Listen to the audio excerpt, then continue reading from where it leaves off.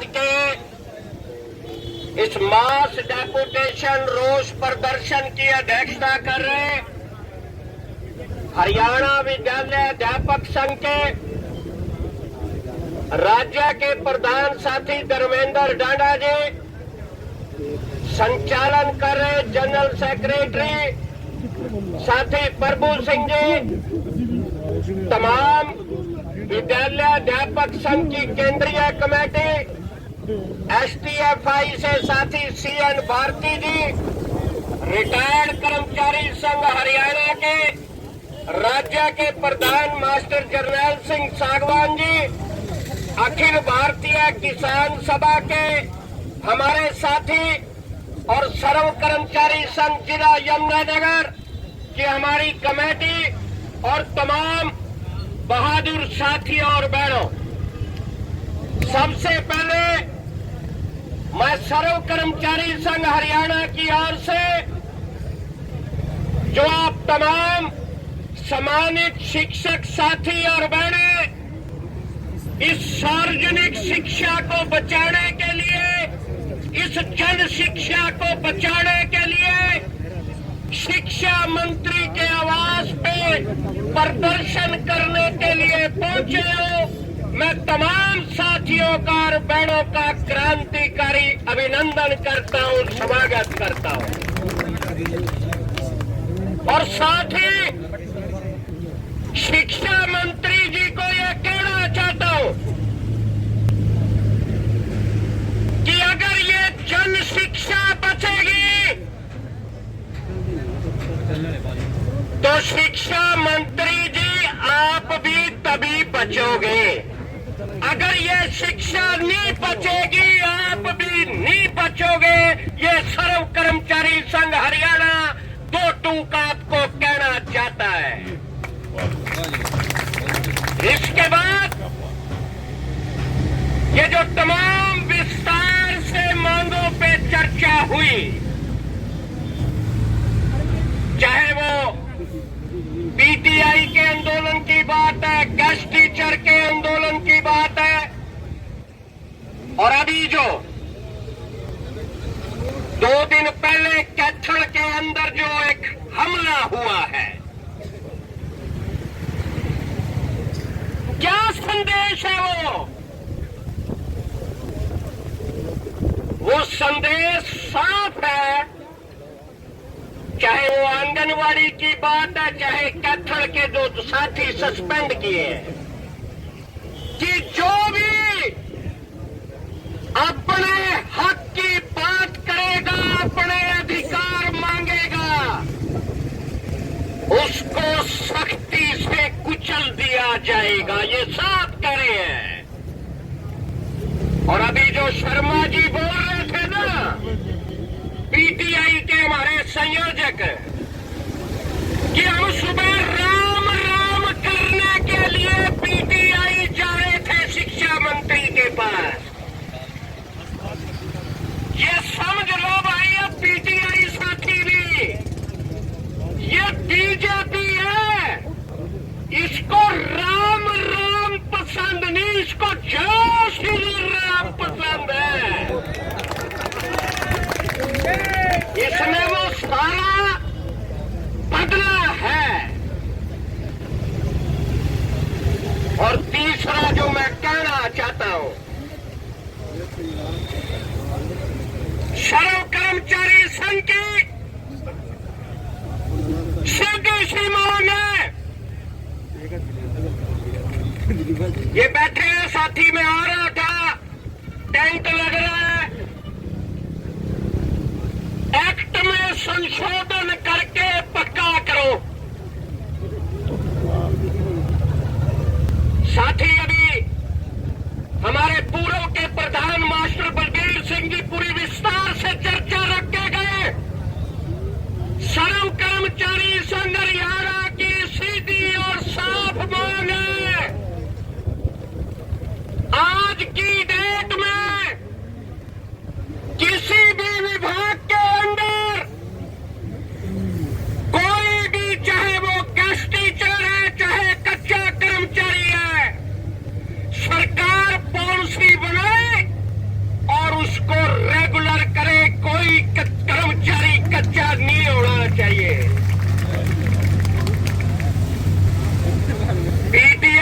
संदर्भ में सर्व कर्मचारी संघ का सब मानना है। हम यही सरकार को कह रहे हैं।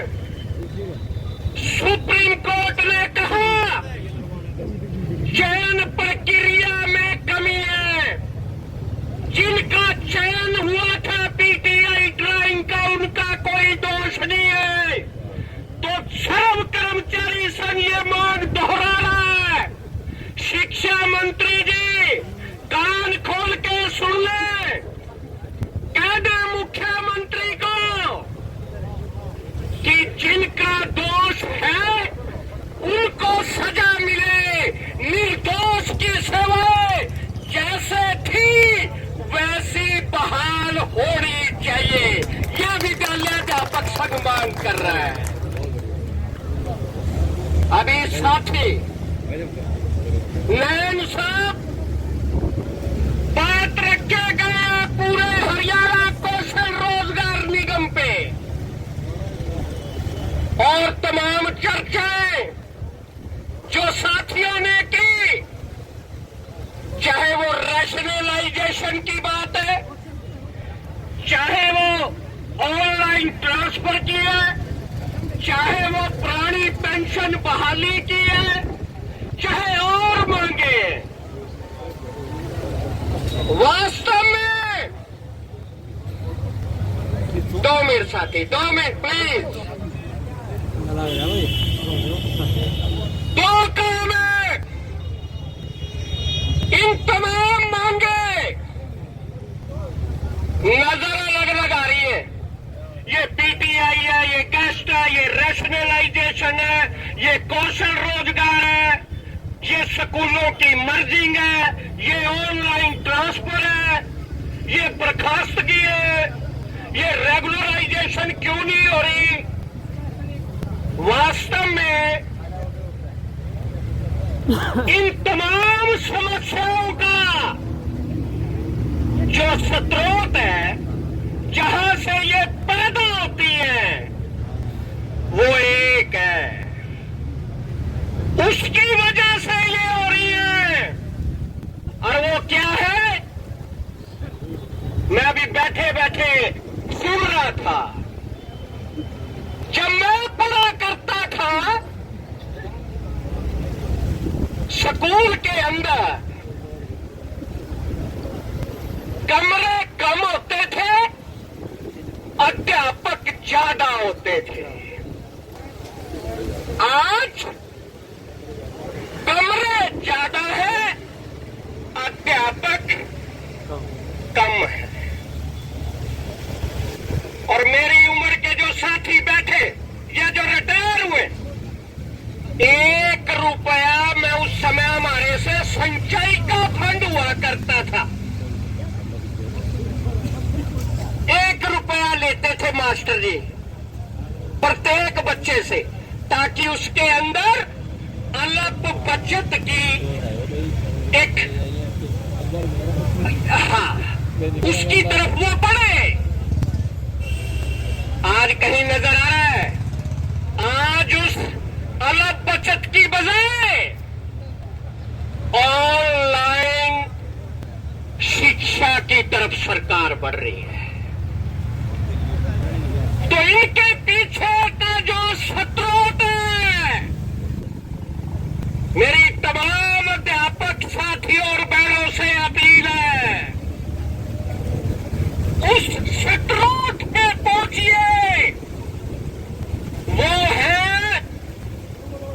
आर्थिक सुधार, जो इस देश और प्रदेश में 1991 में लागू हुए। क्या संदेश है वहां? एनपीएस वाले कितने साथी है भाई, जरा हाथ खड़ा करना। नौजवान साथी बैठे हैं। वो आर्थिक सुधार क्या करे? वो आर्थिक सुधार ये कह रहे हैं कि ये भारत की सरकार कैसी सरकार है, जब एक नौजवान बच्चा जिसकी उम्र 18 साल होती है उसमें काम करने की क्षमता ज्यादा होती है कि नहीं होती? वो कह रहे हैं, वो आर्थिक सुधार कर रहे हैं कि सिस्टम को बदलिए। जब आप भर्ती करते हैं तनख्वाह कम देते हैं, जो जो उम्र बढ़ती जाती है काम करने की क्षमता कम होती जाती है, तनख्वाह बढ़ती जाती है, फिर वो कर्मचारी मर जाता है, आप उसको पेंशन देते हो, पेंशनर मर जाता है, उसके बच्चों को फैमिली पेंशन देते हो, बीच में मर जाए उसके बच्चे को एक्स ग्रेशिया में रोजगार देते हो। बदलिए इस व्यवस्था को। वो आर्थिक सुधार कर रहे हैं। पुराने साथी बैठे हैं, अपने मांग पत्र देखिए, पुराने निकालिए। 1991 से पहले हमारी क्या मांगे होती थी, आज क्या मांगे, और उन्हीं आर्थिक सुधारों के चलते ये पुरानी पेंशन खत्म हुई। उन्हीं सुधारों के चलते ये आपका एक्स ग्रेशिया खत्म हुआ। लड़े आज शर्तों के साथ है कि 5 साल की नौकरी, 52 साल की उम्र, शर्तें आई है। और आप देखिएगा जो पुराने साथी बैठे हैं, ये जो आज मैं अल्प बचत वाली जो बात कही थी, जो जीपीएफ का साथी आज बचा है, उन सुधारों से पहले अल्प बचतों पे 12% ब्याज मिला करता था, आज 7% आ गया है। बैठी है हमारी बीच में मिड डे मील वर्कर, समर्थन के लिए आई है। 3500 रुपया मिलता है, 6 महीने से नहीं मिल रहा, 6 महीने से नहीं मिल रहा। क्यों है? ये तमाम उन आर्थिक सुधारों की देन है। तो हमें आंदोलन करते हुए हमें भी मिलते, आपको भी मिलते होंगे। आज भी मिला मुझे क्या रास्ता? प्रधान जी, जब शिक्षा मंत्री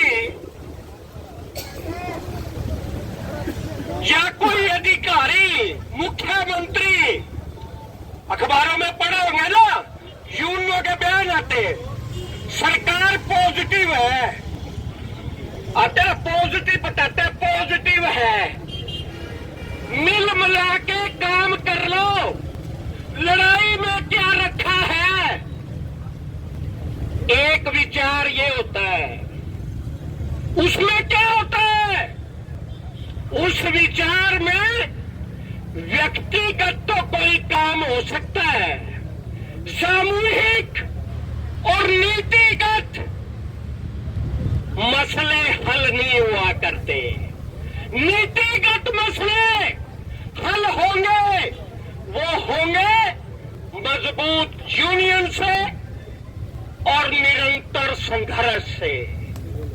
और उसी उद्देश्य पे हमारे हरियाणा विद्यालय अध्यापक संघ, सर्व कर्मचारी संघ हरियाणा का निर्माण इसी उद्देश्य को लेकर हुआ है।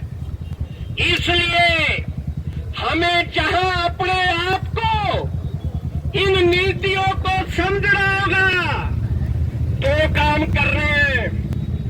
आपका तो जो काम है वही एक देश का निर्माण कर रहे हैं, और आपका तो स्लोगन भी है, स्वयं का अध्ययन। स्वयं अध्ययन भी कीजिए, पढ़ना भी पड़ेगा और लड़ना भी पड़ेगा। दोनों काम इकट्ठे करने पड़ेंगे। और अब ये स्थिति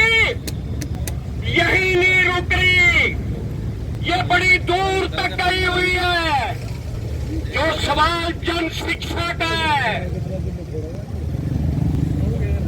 ये हमारी स्कूली शिक्षा, फिर कॉलेज की शिक्षा। अभी कल ही एक मैसेज में पढ़ रहा था, इसको थोड़ा समझने की इसलिए जरूरत है। यूनिवर्सिटीज में एक स्कीम आई हुई है, सेल्फ फाइनेंस स्कीम। आप शायद साथी जानते होंगे क्या स्कीम है वो।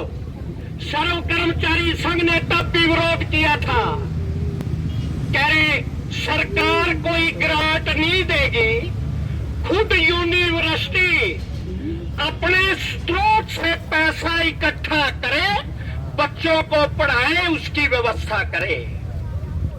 अब वहां प्रोफेसर भी रख लिए उस सेल्फ हेल्प स्कीम से, और बच्चों पे उसकी फीस सीधी लगा दी। और आज स्थिति ये है, उस सेल्फ फाइनेंस स्कीम के जो कर्मचारी है, जो प्रोफेसर और टीचिंग नॉन टीचिंग, अब तक 7th पे कमीशन का एरियर नहीं मिला। किस्तों में आ रहा है, कभी 20%, कभी 25%। क्यों? बच्चों से लेना है, बच्चों से वो लगाना है, फीस बढ़ोतरी करनी है। और अभी जब सर्व कर्मचारी संघ हरियाणा की 14 दिसंबर को मुख्यमंत्री के प्रधान सचिव से जो बात हुई, ये जो आपके संस्कृति मॉडल स्कूल ये आगे ना, हमारे बुजुर्गों ने लड़ाई लड़के ये जो निःशुल्क शिक्षा की व्यवस्था करवाई थी, अब कितने फीस लगा दी? 200 रुपए, 300 रुपए।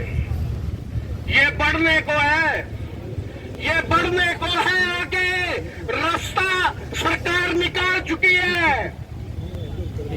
जब हमने कहा प्रधान सचिव महोदय ये क्या कर रहे हो, तो सरकार का सीधा जो दृष्टिकोण था वो नजर आया। कह रहे हैं कुछ बच्चे, होशियार बच्चे फीस देने में सक्षम है, ये हमने व्यवस्था उनके लिए की है।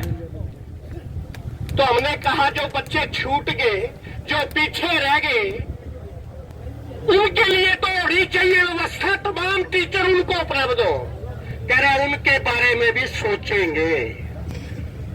और ये साफ संकेत दिया कि राष्ट्रीय शिक्षा नीति मोदी साहब ने तो दिया है टारगेट 2030 तक का। कह रहे हरियाणा पहला ऐसा राज्य होगा जिसको हम 5 साल पहले 2025 तक हर हालत में लागू कर देंगे। ये कहना था सरकार का। और ये सीधा अभी बोल के गई है आंगनवाड़ी की हमारी प्रधान, एक तीर से 2 शिकार कर रही है सरकार। पहली और दूसरी आंगनवाड़ी को और आंगनवाड़ी एनजीओ को। आंगनवाड़ी भी बंद, आईसीडीएस भी बंद, और शिक्षा विभाग का हमारा जेबीटी टीचर भी, वो स्कूल भी बंद। ये है सरकार की साजिश। तो इनको शर्मा जी ज्यादा राम राम करने की जरूरत नहीं, इनको अपने आंदोलन के बल पे झुकाइए, बुलाइए कि हमारा अधिकार लागू कर। तीसरा जो मैं कहना चाहता हूं, साथियों बड़ा हमला है और सरकार ने पूरी योजना इन आर्थिक सुधारों के नाम पे तैयार कर ली है। 2-3 साल पुराने आंकड़े के मैं आपको समझाने का प्रयास करूंगा। सरकार ये कह रही है तमाम जन कल्याण के महकमे, शिक्षा, स्वास्थ्य, कृषि, जन स्वास्थ्य, परिवार कल्याण, आवास,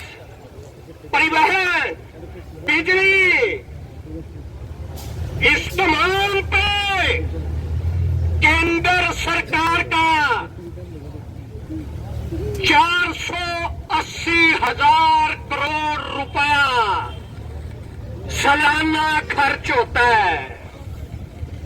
अब इसको समझिए बात को, 480,000 करोड़ जन कल्याण पे मोदी सरकार खर्च कर रही है। क्या कह रहे हैं? इसका लाभ जनता तक नहीं पहुंच रहा। नारे सुनिए इनके, हर उस आखिरी गरीब नागरिक तक नहीं पहुंच रहा। और ये जो मोबाइल का ओटीपी सिस्टम, ये वैसे नहीं आ रहा, इसके पीछे बड़ी साजिश है। क्या कह रहे हैं? बड़ा खतरा है आने वाले समय में।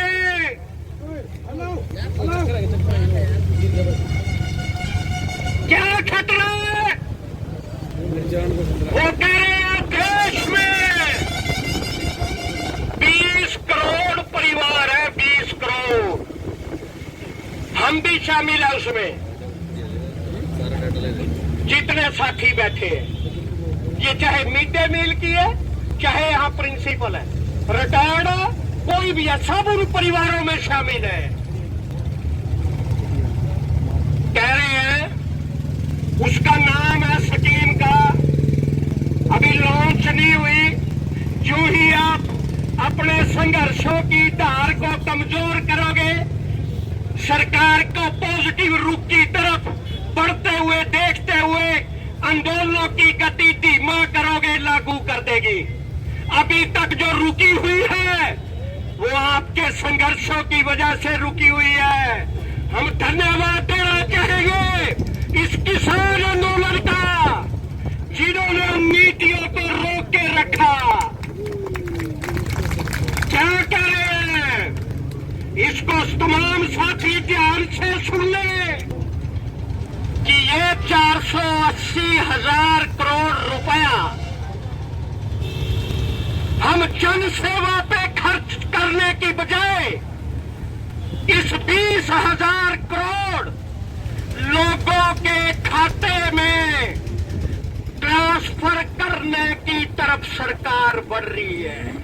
नाम है यूनिवर्सल बेसिक इनकम स्कीम। क्या मतलब है इसका? कि ये पकड़ो, हमें भी मिलेंगे, आपको भी मिलेंगे, परिवार के मुखिया को, कि ये पकड़ साल के 24,000। कोई ठेका नहीं, अपने बच्चों को कहीं पढ़ा, अपना इलाज कहीं करा, कोई सरकारी अस्पतालों की जरूरत नहीं, स्कूलों की जरूरत नहीं, पब्लिक हेल्थ के ट्यूबवेल की जरूरत नहीं, बिजली की जरूरत नहीं, कोई जन सेवा का महकमा नहीं होगा। सहमत हो क्या इससे? ये कौशल रोजगार निगम इसी वजह से लाया गया है कि जितनी की नौकरी दो वो कच्ची दो, गुलामी की तरह रखो, गुलाम बड़ा रहेगा, बोलेगा नहीं, बोलेगा तो ऐसा ही संदेश देंगे जैसा कैथल और आंगनवाड़ी बड़ों को दे रहे हैं। इसकी तरफ सरकार बढ़ रही है। अब इससे बचने का रास्ता क्या है? ये बीमारी तो बता दी आपको, रास्ता क्या है? रास्ता है 2 स्टेप का। एक स्टेप तो ये है जो हमें सीख भी मिली है किसान आंदोलन से, व्यापक एकता। ये जो चल रहा है ना, ये सबसे बड़ा घातक है हमारे इस आंदोलन के लिए, सरकार को योजना लागू करने के लिए। क्या? एक ही मांग, एक ही नारा, हमारा अधिकार प्राणी पेंशन। एक ही हमारी मांग है, हमें बहाल कर दो बस, हमें नहीं लेना कुछ। एक ही मांग है, पक्का कर दो। नहीं, ये हमारी सब मांगे एक है, इनका स्रोत एक है, इनकी गंगोत्री एक है। व्यापक एकता और उसके बाद निरंतर संघर्ष। ये किसान आंदोलन सिखा रहा है हमें कि निरंतर संघर्ष, व्यापक एकता से राजनीतिक जागरूकता, ये बहुत जरूरी। हम ये कहना चाहते हैं आज के इस प्रदर्शन के माध्यम से भी हम तमाम विपक्षी दलों से पूछना चाहते हैं, स्टैंड स्पष्ट करिए, जन शिक्षा पे क्या कहना है। कल हुड्डा साहब बोले, आज आपने अखबारों में पढ़ा होगा, रेगुलराइजेशन पे बोल रहे, लेकिन जन शिक्षा पे ये स्कूल मर्ज करोगे कि नहीं करोगे, क्या स्टैंड है। अभी तक या तो कल हुड्डा साहब का बयान है या सीपीएम के राज्य सेक्रेटरी का, आपने वीडियो आ रहा है सोशल मीडिया पे देखा होगा, चाहे वो कौशल रोजगार की बात है, चाहे वो रेगुलराइजेशन, एनपीएस, इस राष्ट्रीय शिक्षा नीति का सवाल है। अभी तक सीपीएम ने ये स्पष्ट स्टैंड लिया है कि इस राष्ट्रीय शिक्षा नीति को सरकार फौरन रद्द करे। हम और पार्टियों से भी करें, आइए आप भी रखिए। तो अब 2 स्टेप वो क्या है, निरंतर संघर्ष, राजनीतिक जागरूकता।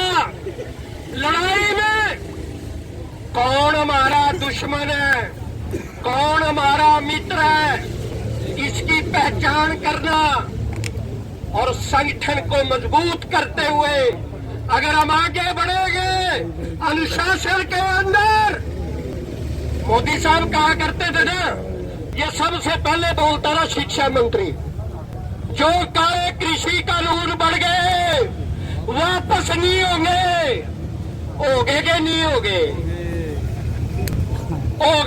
होगे। तो अगर हम निरंतर संघर्ष चलाएं तो इस राष्ट्रीय शिक्षा नीति को रद्द करवा सकते हैं। अगर हम निरंतर संघर्ष इन पैमानों के साथ चलाए, पुरानी पेंशन को बहाल करवा सकते हैं, तमाम बर्खास्तगी वापस बहाल करा सकते हैं, रेगुलराइजेशन करवा सकते हैं। अब रास्ते वो 2 बढ़िया है। एक रास्ता तो पहला ये बनता है कि हम इस व्यापक एकता के साथ निरंतर संघर्ष चलाएं, और फिर उसके बाद रास्ता बचता है कि हम इस पूंजीवादी व्यवस्था को, ये जो पूंजीवादी सरकारें हैं, इनको बदलते हुए हम विकल्प, जो समाजवादी विकल्प है, उसको लेकर आए। इसी जागरूकता के साथ आप आगे बढ़ेंगे। आप तमाम को शुभकामनाएं, आगे बढ़िए, जीत निश्चित है। जय एकता, जय सरकार, धन्यवाद।